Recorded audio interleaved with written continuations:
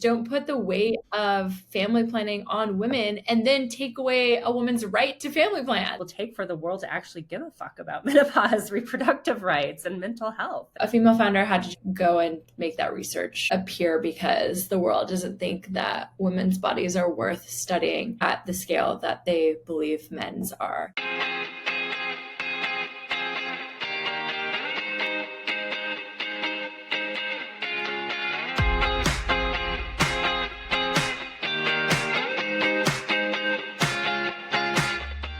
Welcome to the Hot Flash Health Podcast, where we're dishing out unfiltered truths about menopause with a side of sass and a sprinkle of brass. Get ready to dive into the wild world of hot flashes, mood swings, and all of the other joys of being a queenager. This ain't your grandma's podcast. No, we are here to talk our bodies, our fears, our passions, our desires, all while navigating this wild roller coaster ride of menopause. So grab a glass of wine, Or three. kick back, relax, and let's enjoy this hot flash wave together. I'm Courtney Mamusha, and alongside me is my fabulous co-host, Dawn Fable. We're just two outspoken broads who like to call it how it is. Now, without further ado, let's kick off today's episode. What is up, party people? I am so excited. Today we are joined by a true badassery. In fact, I think that was actually my outreach to you, Kaitlyn. Kaitlyn Barclay, the co-founder and CEO of Scout Lab, a creative powerhouse shaping the brands that define our future.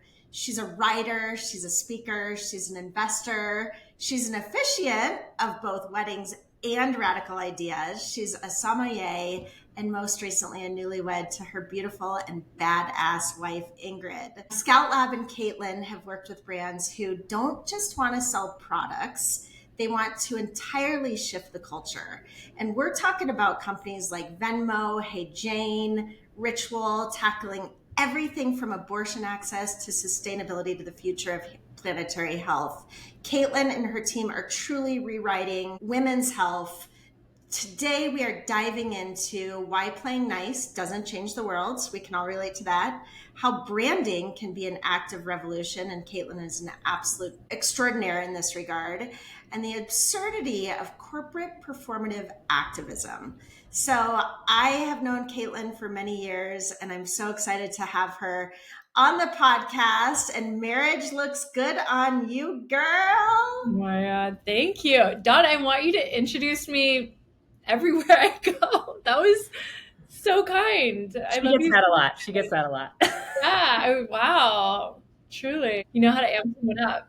You know, when I first met you, you just exuded cool. You know, going back to the cannabis days and Press Pause, we were very, very fortunate to have engaged with Kaitlyn and her firm, the Scout Lab, in really helping elevating our brands. And that you did. And I've really been able to watch you, you know, evolve both as in your personal and professional life. And I've been so inspired by what you do and how you put yourself out there and how you advocate these brands that are very, very controversial. So we're going to dive into all sorts of good shit today. Welcome. Thank you. Let's do it. I feel like I'm late to the girl party here. Obviously, Dawn and Kaitlyn, you've had some history. I am excited to kind of learn more about you, and I'm sure our listeners are too, without sounding like a interview process, because I've been doing a lot of those lately. Maybe walk us through, you know, how you became to found Scout Labs and be a part of this, and your whole vision for changing the future of brands. Totally. So Scout Lab is a creative communications agency. We specialize in branding and communications. We focus on the tech sector. I would say we specialize in human health and planetary health, but we go outside of that. We started the firm in 2016. So my co-founder and I met around that time, and a few things were true. Trump had just been elected the first time, and we had both been in the tech world. I had started a company that was acquired by ClassPass in 2015. My co-founder was the first brand hire at Airbnb. So we had these cool experiences of like inflection growth nationally or internationally, scaling Airbnb from 1 million reservations to 27 million. And so when we got together in 2016, we were like, how do we use our marketing superpowers in this like really cool novel at the time, like expertise for good? And because, you know, we were frustrated as many marketers were that like our strategies around galvanizing movement and doing sophisticated integrated campaigns were being weaponized to be really polarizing and propagate hate. So we were like, how do we counteract that in our professional lives? And so we started Scout Lab. Initially, we called, it was a purpose-driven organization. I think over the last 8 years of running it, purpose-driven means maybe a little bit less because everyone uses that term, which is why we focused on human and planetary health fundamentally. We think those are like, to be purposeful in your work, it's how do you advance humanity forward, and you do it by humans' well-being and the planet's well-being. You are so amazing. And, I've always seen you as a real disruptor, right, in the industry, because you're not just creating and elevating brands, you're crafting these revolutions, right? And so what was the turning point for you, or the moment that you really said, I have to do this differently and I'm going to start breaking the rules? It's a really good question. I had the fortune of having a mom who was a working mom, but also started her own small business growing up. So I had a blueprint. And I think when we talk about like, you can't see it, you can't be it, like the importance of representation, I think am a great example of why that's important early on in young women's lives. When she went through the divorce with my dad, really like looked around and needed to redefine her career and like how she was going to support herself. And so she identified what she was good at, which was interior design, and she like went full force. And that, over my childhood is all I remember my mom doing. That was awesome for a few reasons. One, like I knew about client services and the ups and downs. Like I knew what an invoice was. I knew that invoices are often late. I understood the plight of the entrepreneur in a really intimate way, thanks to my mom. And I knew how hard she had to work. Like how many nights I remember her on the couch at 8 p.m. watching her shows with her doing sketches of client work. And so I had this amazing example of what entrepreneurialism looked like. And I think that's where it planted the seed, so that when I was 27 at the time and I met my co-founder and we kind of shared this same perspective of the highest office in the United States going to hell, it's propagating and evangelizing messages that are just fundamentally hateful. And we had this really cool experience working in tech, kind of creating change at scale. How might we be able to do that together? And then with kind of the background of me seeing my mom do it, I was able to jump into it pretty quickly, and have kind of the audacity to do so, because I was like, I have the blueprint, which so many people don't have. Yeah, I love that. I think, Courtney and I as moms, we're trying to do the same thing for our kids, really be the picture of these empowering sort of badass, you can do anything that you put your mind to, which I know seems sort of cliche, but same thing for me, right? I was raised predominantly by a single mom. She owned a dry cleaners. She was working 70, 80 hours a week. I was working the counter when I was like 7 years old, and it does. I say to people all the time, I'm like, either you have the grit in your blood, right? And you truly understand like what it takes to have that work ethic and make things happen. And Court, I know you're very much of the same. Yeah. I mean, it's a hard balance, right? And I think that's the word, is balance between working your ass off and we want to achieve. And, obviously all three of us are entrepreneurs on this call and trying to make it in the world. And sorry, listeners, I have a head cold because it's the middle of winter and who hasn't getting any bugs, literally bugs done. So I sound like a sexy phone worker right now. You're welcome, everyone. But yeah, it's hard, I think, for all of us. And one of the things I wanted to look at, Kaitlyn, is, and I love your values of your agency, is question the rules, speak up, take it personally. And I think a lot of us, even right now, what we're talking about, being women and being entrepreneurs and being mothers and going through this different stage of life, is how do we shake things up? How do we speak up? How do we stand out? And how do we really, instead of just doing the norm in our work world and our personal world, look at things differently? So is there, I love that first and foremost, but is there one time that this mantra might have gotten you in trouble a little bit? And how did you navigate that? And how is that really working for your clients? I mean, are they loving this like disruptive behavior? Tell me a little bit about that. When has it gotten me in trouble? I mean, sure. I think on the brand side, well, I would say on like all sides of our business as a creative partner and steward of a founder's vision, I think you always have to like find the edge of what's comfortable, right? Always like tell my clients at the beginning of a brand engagement, if at some point we don't have a challenging conversation, then we're not doing it right.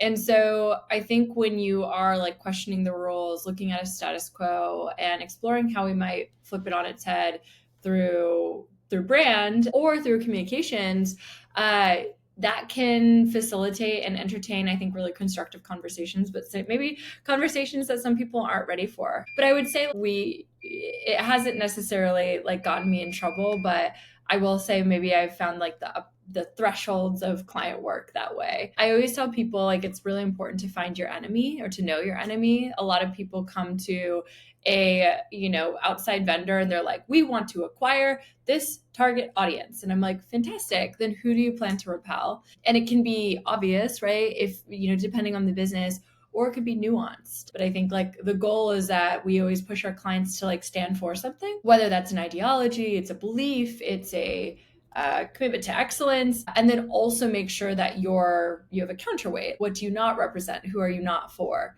Because it's just as important. And that like works for people, and some people don't like that, and that's totally fine. I think to take our own advice, like we're not for everyone. That's served you really well, Kaitlyn, in the brands that not only you've attracted, but they've been attracted to you. One of the brands that really speaks out in my mind and sort of leading that mantra is a brand that Scout Lab worked with and did a phenomenal job with, and that's Hey Jane, who's the leading provider of telehealth abortion and reproductive care. They've provided access to hundreds and thousands of patients to help get abortion care via telemedicine. I mean, talk about a polarizing subject matter and client, and for you to take that on and be loud and proud and bold and disruptive and all of the things in that message, like talk to us about that, because that is a controversial issue and you have been a huge pioneer in helping them get their message out to hundreds and thousands of women who need their services. Yeah, thank you. I mean, I know you both know a lot about sexual and reproductive health. I think it's one, like doing the diligence to destigmatize the conversation. 1 in 4 women get an abortion in their lifetime before the age of 45. 70% of the voting constituency in the United States believe in the right to reproductive health care by way of abortion access. So it's funny. It's like polarizing because someone decided to make it that way. But if you look at like the facts at hand, it is something that is just like a basic form of healthcare that most people advocate for or would vote for.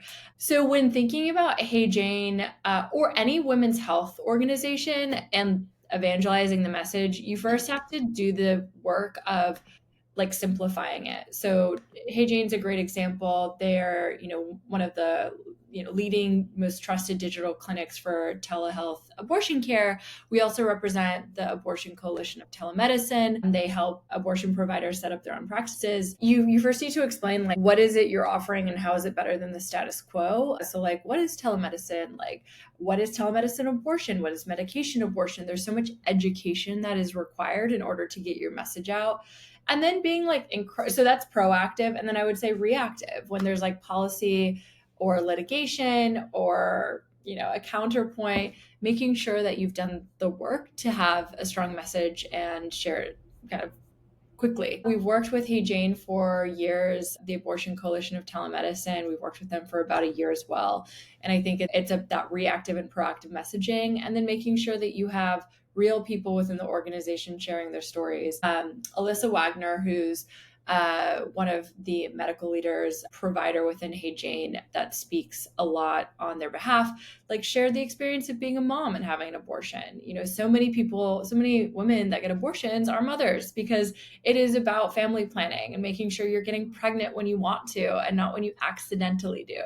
And so she shared her experience being a mother, getting an abortion, and that parlaying into why being an abortion provider is so important and why access is so important. It's sharing these like very human stories to destigmatize this, political hot conversation, because at the end of the day, it's fundamentally human and I think just needs more of a human face to it. Yeah, I think a lot of brands are out there and some are trying to fake it to make it, and others are truly, truly genuine and authentic and really trying to move the needle and help people. What is your advice for brands and organizations who really do want to make a change instead of just looking good on Instagram? I love that story of really being authentic and sharing her own stories. And I think that helps people connect with brands. Are there any other tips you might have for a company out there who's, small like us and trying to make noise in an industry that's very, very noisy? Totally. Totally. I can always tell the difference of a founder who's in it for the right reasons, to use bachelor speak, and those that are not, by how much they understand their audience, how often they talk to prospective customers. Because someone that sees a total available market is different than someone who sees a real human issue and is trying to find a solution for it. And to really like unpack and solve that, you need a real commitment to the subjective and objective exploration of the problem by way of the people that are experiencing it. So I would like start there. The performative marketing and the cash grabs that you often see, I think you can tell the difference when I chat with the founder on like how often they talk to their customer and how well they know their customer, because oftentimes you'll meet someone that just understands their total available market and not who they're serving. And I would also say, like, in healthcare, it is so incredibly important that you go through the system. I work with an organization called UVA, and they're a hormone monitoring company. They're a physician backed perimenopause and fertility product. And in that space, there's so many people that like are not physician backed, don't go through the kind of the requisite channels of making sure this is a more effective product than what it's hoping to replace, that it actually like works for its customer. When you're talking about hormones, especially in women's bodies, there's so much to unpack there. A great example of a company that's like, get doctors involved, get your customers involved if you're going to be in such a regulated and emotionally charged space. Yeah. Luckily for Don and I, we talk to our customers every day because we are middle-aged women. So all our friends. I think we might be onto something, Court. What I'm hearing Kaitlyn say is having authentic conversations about, what vibrator makes your toes throw gang signs and why your vagina is dry and, why you're plucking your chin hairs instead of your... Just a regular Tuesday for us. Yeah. Yeah. No, and that's what's, that's what's so important for us. And that's what's been really empowering, I think, here at Hot Flash Health is we're having real conversations with real people, like you would be sitting around, with a bunch of girlfriends having a glass of wine, trying to destigmatize it, trying to, break down the barriers and trying to create those vulnerable conversations and have a little bit of fun with it and laugh with it. Because fuck it, we're all going to go through it, right? I haven't known one woman that has been able to truly avoid menopause, and then really bringing in the physicians and experts who can speak on these real subject matters as it pertains to what we're trying to portray. Because I think there's value in both the experts and physicians and scientists and researchers and all of those things combined with real life people who are experiencing real life things and can sort of just break it down to layman's terms. I think we've found a really beautiful combination in that.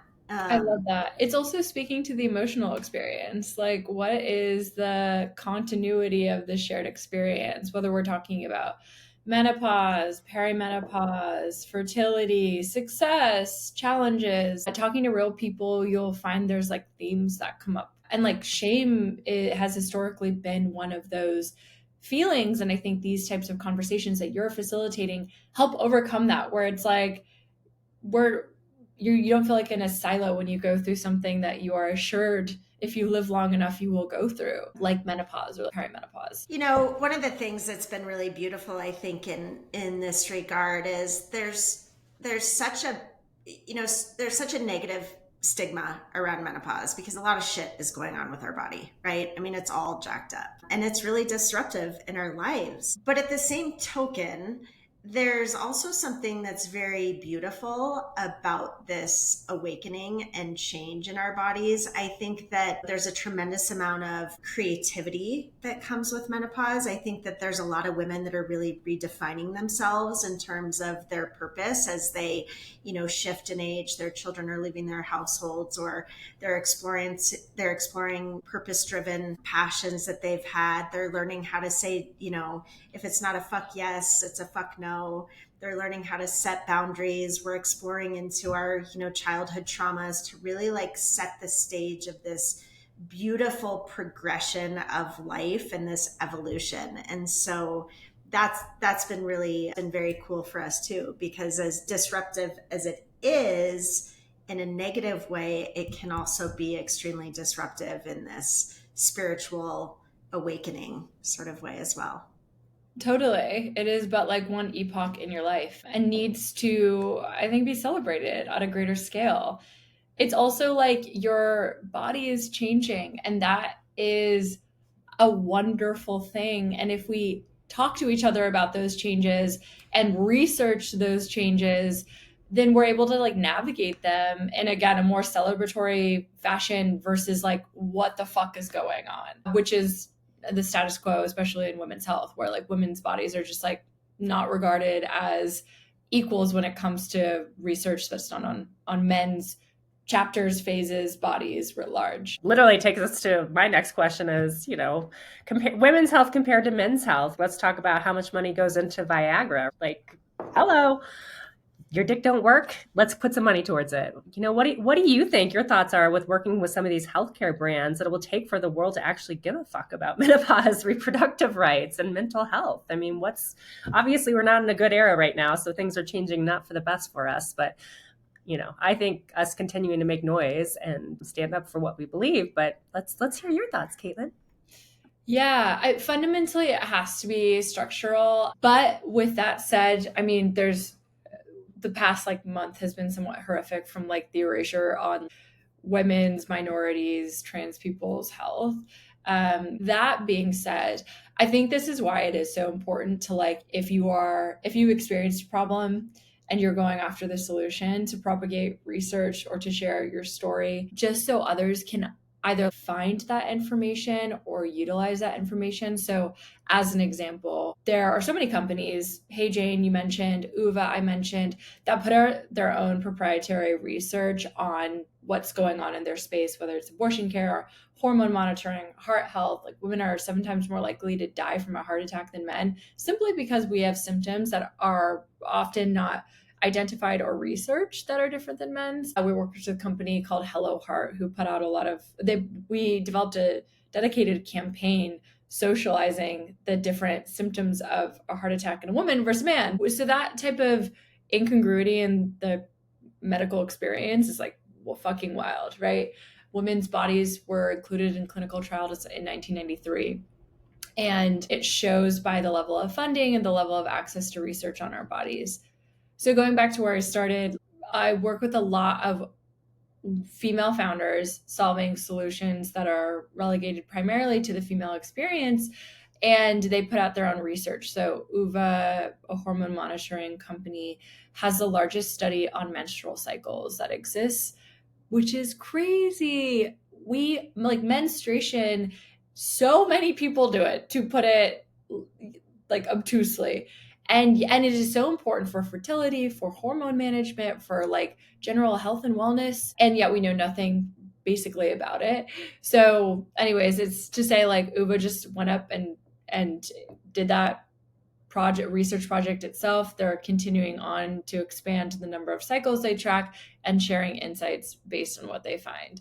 But I find shit like that aggravating and inspiring, where it's like, yeah, a female founder had to just like go and make that research appear because the world doesn't think that women's bodies are worth studying at the scale that they believe men's are. I just did an angel investment in male birth control, and I'm like, I was with a client yesterday, I'm like, my thesis is just like women's health, and that means male birth control.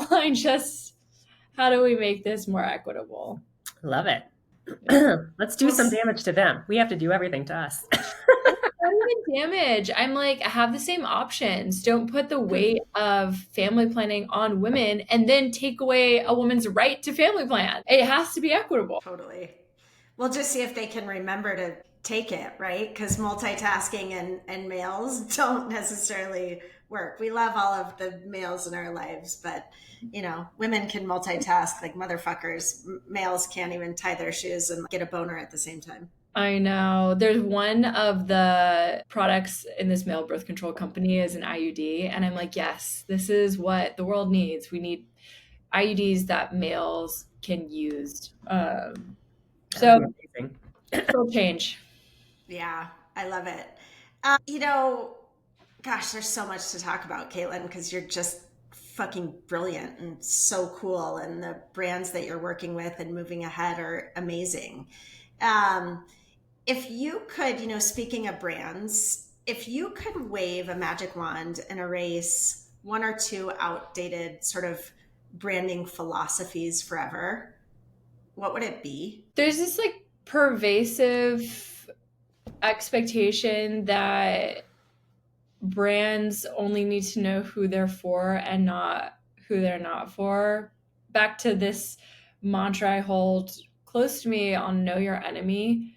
And I think that would, if that was erased, we'd have much more like creative and direct and concise corporate messages. And I think more interesting ones. I think creativity is boring when it's something that's so obvious that leans far too into safety than into what are you actually saying. So yeah, this idea that this like platitude that marketing should be for everyone or shouldn't offend anyone. I think that's really boring and uninteresting. I think so often, you're seeing these brands like slap the rainbow flag on or having a different ethnicity in their, television commercial or in their website design, or making some sort of false promise that they are involved in some sort of, progressive philanthropic movement. And it's just not. It's not. Yeah, totally. Especially when there's like this one piece I just mentioned on like just uninteresting marketing, I think, which is again like the overgeneralizations or platitudes. Like Alex Earl showed up in 4 Super Bowl commercials. I'm like, can we not challenge creativity? And no shade to Alex, I love what she's doing, but I think that kind of like brand safety is boring. And then on the other side, the like performance of philanthropy in brands, which is an issue where it's like, we donated $100 million to supporting Black entrepreneurs. And yet their market cap, that's but like a fraction of a penny if you look at like what they're able to actually structurally do. So I think brands that do this kind of false performative philanthropy instead of actually advocating for structural change or shifting supply chains. I think that's like the 15% pledge is a really interesting example of really pushing, the Targets, the Walgreens, the Walmarts of the world to dedicate shelf space to marginalized founders instead of just like give an arbitrary amount of cash to a nonprofit. So I like that. I hope more of it happens. I think consumers are getting smarter and smarter and like asking and requesting that change. So hopefully we see that pushed forward at a large scale. Yeah. I love that you're really helping brands look at things differently. And I think, taking like I'm in marketing, so taking marketing aside, there's always a leader and a founder and somebody steering the helm of an organization. And I think that many of those leaders are looking at things, the bottom line, and they want change things monetarily, but not necessarily change things for the better. So as somebody that works with a lot of founders and leaders, what's one thing that you can help them unlearn or change to move forward as a better leader and inspire better change moving forward? I'm having a trouble with words today, but you know what I mean. I know what you mean. I think it comes back to like an opportunity, and maybe redefining the way that you see opportunity. I think that I work with a lot of companies at like the seed and series A level where they either just found product market fit or they're still like trying to identify product market fit. And I don't think that sharing a message and revenue have to be like I think they need to be fundamentally aligned. I think you just need to make decisions and go after full force those decisions. So I would say like, thoughtful and interesting marketing can drive revenue and should in a really meaningful way. And also just like going back to like knowing who your consumer is. I see a lot of those kind of like seed and series A being like worried about, oh, this is our primary audience, but like what about the secondary and tertiary? It's like you need to radicalize people towards you. You need to create a like group and community of customers or buyers that will say your name when you're not actively targeting them, right? And so I would like request and encourage founders to like lean into making those specific decisions about who they're trying to attract towards them, who they're trying to repel from them, and go full force instead of being worried that, oh, we need to be for everyone, and if we're not, we're somehow missing an opportunity. I think that is the way to miss the opportunity. Yeah, that's such great advice. And speaking of that, one of the things that Hot Flash Health is really leaning into, which I know can be controversial, is the power of AI, right? And especially with aggregating data and taking different, schools of thought and being able to organize them and really offering interpretation and data and all of the things around AI that we didn't have access to before, right? For a physician to be able to take in all of the case studies and all of the reports and all of those things, it would take years and years and years, where now you have AI that's essentially interpreting all that data in, a mere 4 seconds. How do you foresee AI not only in your world of brands and marketing, but in the sort of med tech or femtech movement going forward? Yeah, I think AI as a category really helps enable human productivity in an amazing and generative way.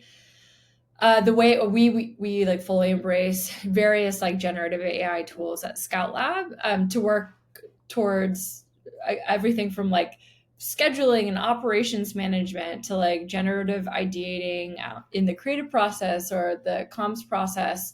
I think building your own kind of internal LLM to help expedite some of these, especially like duplicative or tasks that can be automated, is great. I think we've been using AI. Well, we have just fundamentally been using AI like far longer than we've been saying it, or this like kind of explosive, sensationalized news cycle around it. I think it's the biggest opportunity it has to like reshape the world is in healthcare, the way we access it, the way we interact with it, the way it's shared at scale to patients.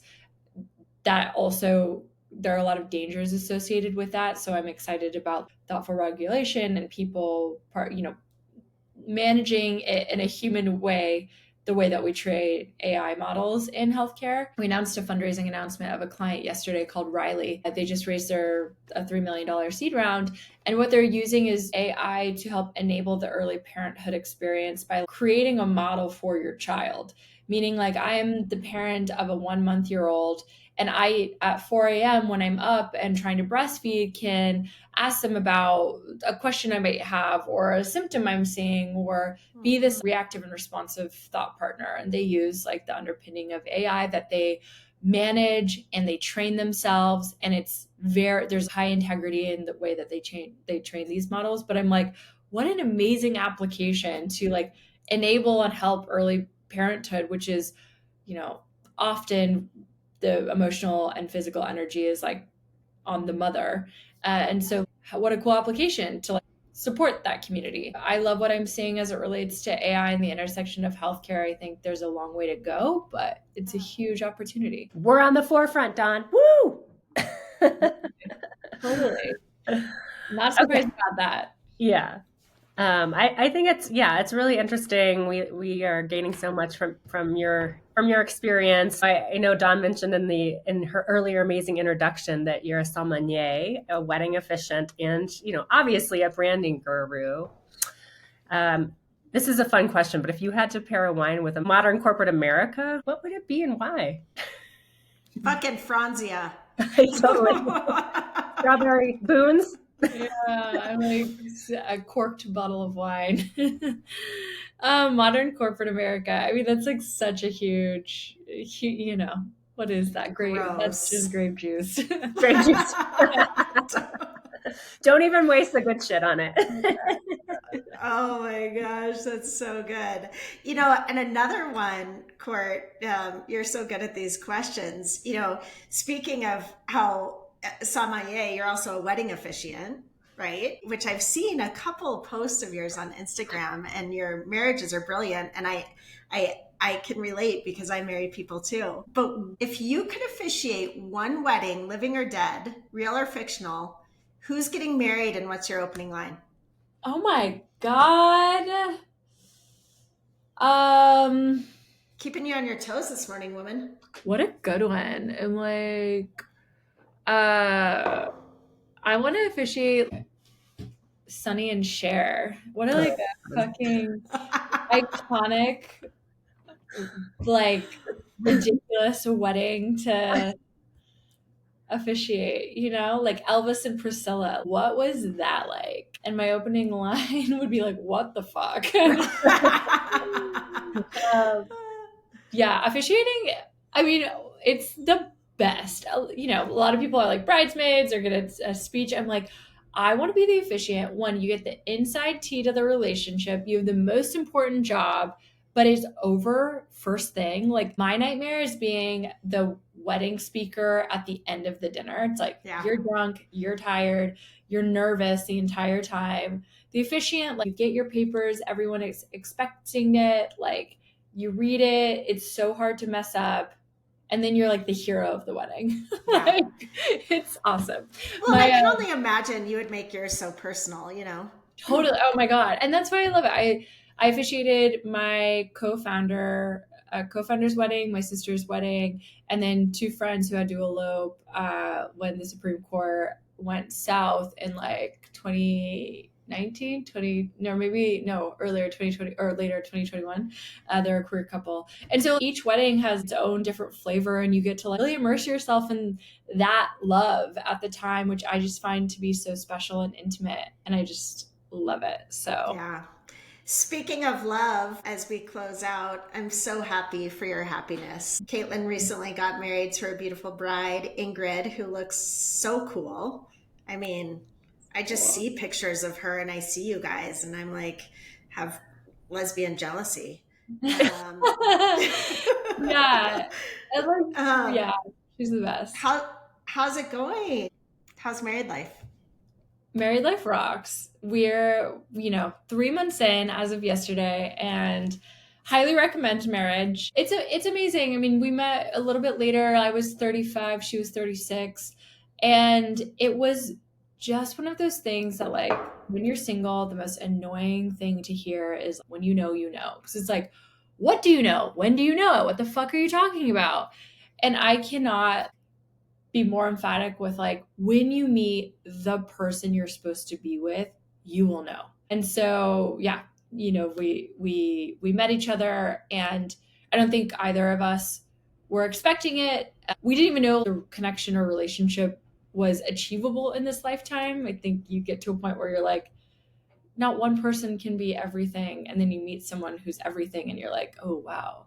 So anyways, we're having the best time. We just got back from Mexico City. Like, it's also been such a crazy fucking year, like with family, with work, like I'm getting my MBA on the side. Like there's just been nothing but complexity and intensity, and being with the right person makes life so much easier and more fun.